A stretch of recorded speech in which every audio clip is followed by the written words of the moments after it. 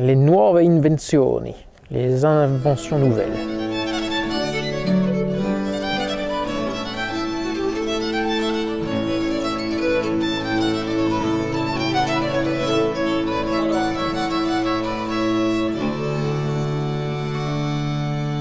Giovanni Battista Fontana, c'est un Italien qui est né à Brescia et qui est mort à Padoue en 1631.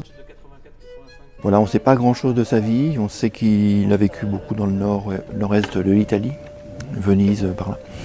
Et il a donc laissé un grand livre de sonates, de 16 sonates, dont nous avons extrait les 3 qui servent de base à ces nuove invenzioni.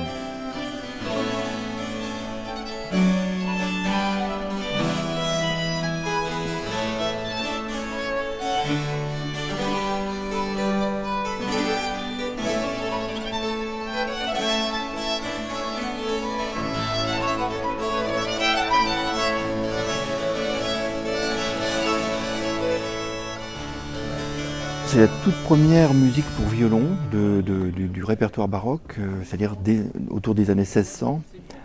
Il faut savoir que le violon existe depuis 50 ans environ, à cette époque-là. Donc c'est un des premiers musiciens qui a expérimenté beaucoup en jouant, probablement.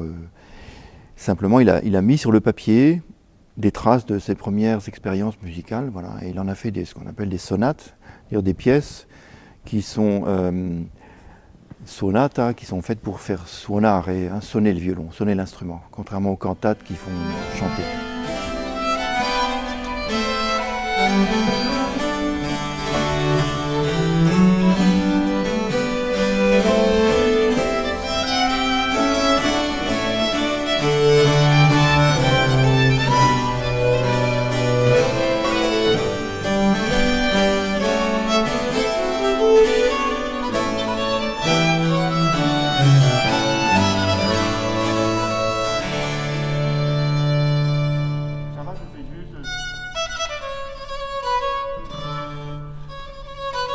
Je marque quand même, hein, mais on élargit à peine. On est content parce que ça sonne bien, mais du coup c'est un peu... On avait une envie commune, Daniel et moi, de travailler ensemble, et il nous manquait le sujet. Et l'occasion de la parution de l'album sur les sonates de Fontana nous a semblé être la bonne. On a donc choisi ensemble les pièces sur lesquelles travailler. Et voilà, c'est parti comme ça, je m'en suis imprégné, et puis j'ai écrit, transformé, j'ai fait mon petit mécano personnel. Et voilà, donc dans le cadre de ce programme, on passe de musique de Fontana officielle à musique de Fontana complètement transformée par mes soins, et puis aussi de la musique complètement originale que j'ai composée vraiment en ayant à l'esprit très clairement ces sonates de Fontana.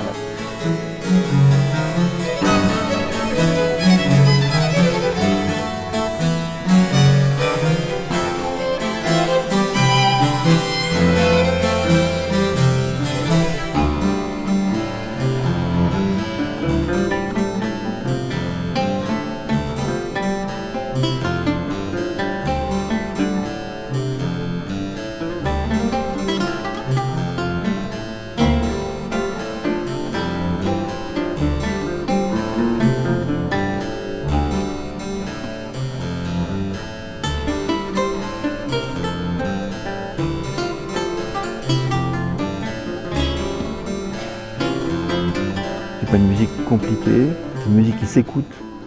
Je pense que pour le public, c'est l'élément le plus important, c'est une musique qui s'écoute. Et pour nous, c'est une musique qui se joue. C'est-à-dire que, bon, il y a des éléments techniques qui sont totalement nouveaux, aussi un peu apparentés au jazz, à sa connaissance du jazz, donc, qui sont un peu difficiles à appréhender au départ par rapport à la musique du XVIe siècle, enfin du tout début du XVIIe. Mais c'est une musique qui s'entend tout de suite et qu'on peut jouer, quoi.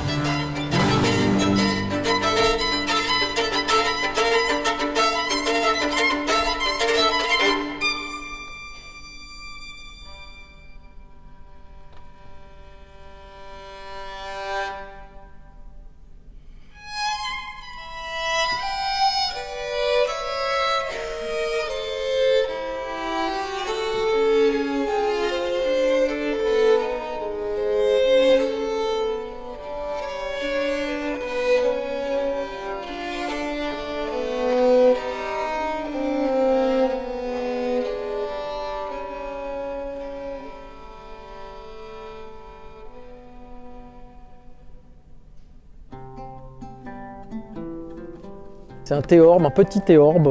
Voilà, c'est très intéressant pour moi de me retrouver dans ce rôle-là, de théorbiste pour jouer des sonates de Fontane, très enrichissant. J'apprends beaucoup.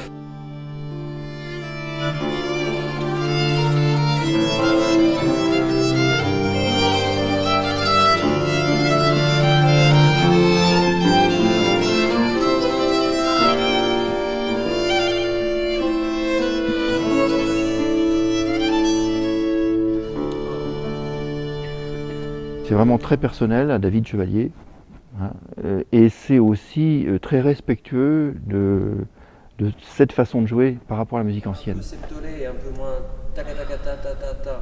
Ah, j'aime bien. T'aimes, d'accord. Parce qu'il y a les noirs derrière. Il y a une espèce de... Il aime bien ça, le fait qu'il y a...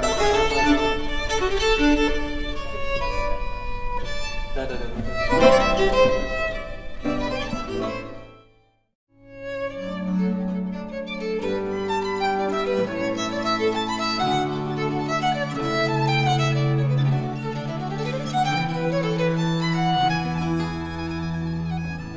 C'est vrai que c'est un projet très audacieux, parce que la prise de risque, c'est pas un défi, c'est plutôt une prise de risque en tant que musicien qui veut montrer quelque chose de très nouveau quoi, par rapport à Fontana. Je trouve que ce concert met en valeur Fontana aussi.